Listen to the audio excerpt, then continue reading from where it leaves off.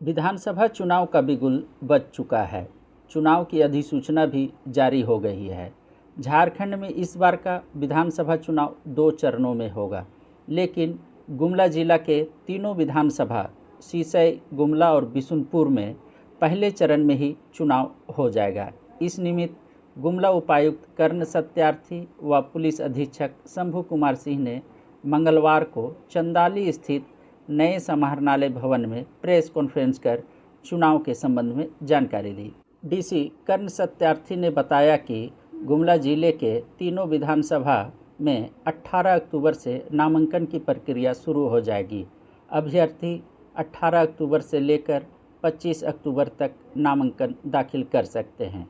नामांकन दाखिल करने की प्रक्रिया पूरी होने के बाद 28 अक्टूबर को नामांकन प्रपत्रों की स्क्रूटनी की जाएगी।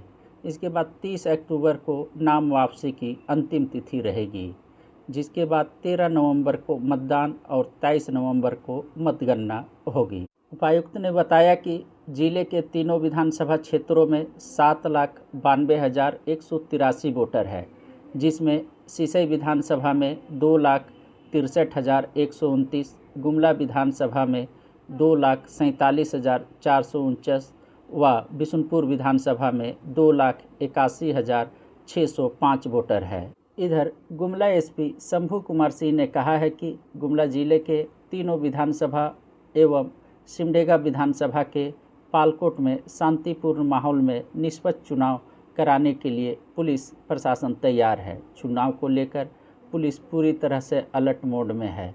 पर्याप्त मात्रा में सुरक्षा बल तैनात किए जाएंगे। निर्वाचन आयोग ने असेंबली इलेक्शंस का शेड्यूल जो है वो जारी कर दिया है।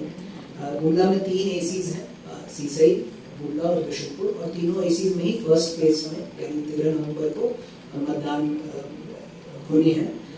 जो नोटिफिकेशन की तिथि है वो 18 अक्टूबर 2024 है और नॉमिनेशन करने की अंतिम तिथि 25 अक्टूबर 2024 है। स्क्रूटनी की तिथि जो है वो 28 अक्टूबर 2024 है और विड्रॉल की जो अंतिम तिथि है वो 30/10/2024 है। 13 नवंबर को गुमला के तीनों कंस्टिट्यूएंसीज में मतदान होने हैं और 23 नवंबर को मतों की गिनती होगी। एनसीसी प्रभावी हो जाए तो हम लोग पूरी तरह से सचेत रहेंगे और जो पूरी मशीनरी है सरकार की वो एनसीसी के एनफोर्समेंट में लगी रहेगी और सभी लोग ईसीआई और सीओ ऑफिस के निर्देश में काम करेंगे। उसके बाद जो भी प्रचार मटीरियल लीगली जो पॉलिटिकल पार्टीज या कैंडिडेट्स लीगली जो अपने प्रचार के लिए मटीरियल यूज करना चाहते हैं उसके लिए प्रक्रिया बनी हुई है।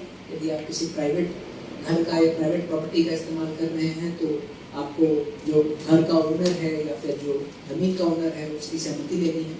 और यदि आप जो बैनर्स, पोस्टर्स इत्यादि का इस्तेमाल अपने प्रचार प्रसार के लिए करें उसके लिए जो तय प्रक्रिया है उसके अनुसार हम लोग उनको परमिशन देंगे और प्रचार प्रसार कार्य लोग कर सकते हैं।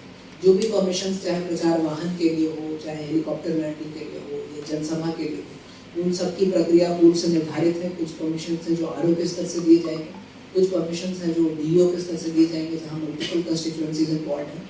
तो उस सब की प्रक्रिया से जो पॉलिटिकल पार्टीज हैं उनको वाकिफ कर दिया गया है। कल ही इनफैक्ट हम लोगों ने मीटिंग करके उनको जो एमसीसी के गाइडलाइंस वो दे दिए हैं। पुनः हम लोग एक बैठक करके सभी भावी कैंडिडेट्स या फिर पॉलिटिकल पार्टीज को हम लोग वो सूचना उपलब्ध करा देंगे। और सभी मीडिया बंधुओं से ये आग्रह होगा कि जो चुनाव की पूरी प्रक्रिया है उसको क्लोजली आप लोग फॉलो करते रहें, जैसे पूर्व में भी आपने लोकसभा चुनाव के दौरान किया है। और हम लोग आशा करते हैं कि सभी कैंडिडेट्स को लेवल प्लेइंग फील्ड हम लोग दे पाएंगे और फ्री और फेयर तरीके से चुनाव का संपादन कर पाएंगे, जिस प्रकार से लोकसभा चुनाव का भी संचालन इस डिस्ट्रिक्ट में हुआ। को जानकारी है कि 13 नवंबर को हमारा फर्स्ट फेज में इलेक्शन है। 3 एसी है गुमला ज़िले में, एक हमारा पार्ट एसी है जो सिमडेगा से एडजॉइनिंग है पालकोट का। तो टोटल 965 जो हमारे बूथ हैं, सभी बूथों पर पर्याप्त संख्या में जो हमारा इलेक्शन से पहले की तैयारी है वो हो चुकी है। जो पैरामिलिट्री फोर्सेस सेंसिटिविटी जिस हिसाब से होगा उस हिसाब से हम लोग डिप्लॉयमेंट करेंगे और पूरी तरह से फ्री एंड फेयर इलेक्शन कराने के लिए गुमला पुलिस तैयार है। मैं गुमला के नागरिकों से, वोटर से अपील करता हूं कि भारी से भारी संख्या में आकर वो अपने मताधिकार का प्रयोग करें और मतदान में अपनी सहभागिता को सुनिश्चित करें।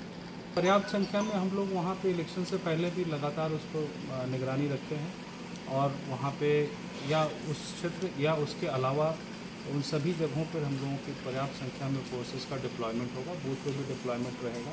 इलेक्शन से पहले भी उन सब क्षेत्रों में लगातार हम लोगों का जो सघन अभियान चलता है वो चलता रहेगा। पुलिस की मुस्तैदी रहेगी और किसी प्रकार की कोई घटना नहीं हो, ये हम लोग सुनिश्चित कराएंगे। प्रभातखबर.com, विश्वास वही, रफ्तार नहीं।